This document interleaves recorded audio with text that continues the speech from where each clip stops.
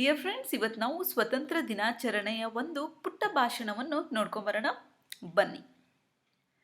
ಗೌರವಾನ್ವಿತ ಶಿಕ್ಷಕರೇ ಹಾಗೂ ನನ್ನ ಸಹಪಾಠಿಗಳೇ, ಇಂದು ನಾವು ಸಂಭ್ರಮದಿಂದ ಸ್ವತಂತ್ರ ದಿನಾಚರಣೆಯನ್ನು ಆಚರಿಸುತ್ತಿದ್ದೇವೆ ಎಂದರೆ ಇದರ ಹಿಂದೆ ಸಾಕಷ್ಟು ಜನರ ಬಲಿದಾನವಿದೆ ಎಂಬುದನ್ನು ಮರೆಯುವಂತಿಲ್ಲ. ನಮ್ಮ ರಾಷ್ಟ್ರವು ವಿವಿಧತೆಯಲ್ಲಿ ಏಕತೆಯನ್ನು ಹೊಂದಿರುವ ದೇಶವಾಗಿದೆ. ಭಾರತದಲ್ಲಿ ಸಂಸ್ಕೃತಿ, ಭಾಷೆ ಹಾಗೂ ಧರ್ಮದಲ್ಲಿ ಸಾಕಷ್ಟು ವೈವಿಧ್ಯತೆಯನ್ನು ಕಾಣಬಹುದಾಗಿದೆ.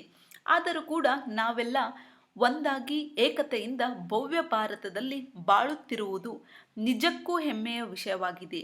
ಭಾರತವು ಹಿಮದಿಂದ ಅಮೃತವಾದ ಹಿಮಾಲಯದಿಂದ ಆರಂಭಿಸಿ ಕೇರಳದ ಕಡಲ ತೀರದವರೆಗೂ ವ್ಯಾಪಿಸಿದೆ.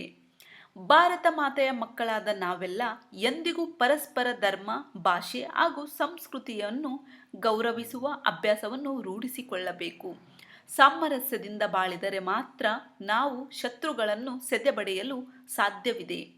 ಅಲ್ಲದೆ ನಮ್ಮ ಪೂರ್ವಜರು ನಮಗೆ ಸ್ವಾತಂತ್ರ್ಯವನ್ನು ತಂದುಕೊಟ್ಟಿರುವುದು ಇಂದು ನಾವು ಧರ್ಮಕ್ಕಾಗಿ, ಭಾಷೆಗಾಗಿ ಹೋರಾಡಲಿ ಎಂದಲ್ಲ, ಬದಲಾಗಿ ಭಾರತದಲ್ಲಿ ಒಟ್ಟಿನಿಂದ ಬಾಳಲಿ ಎಂದಾಗಿ.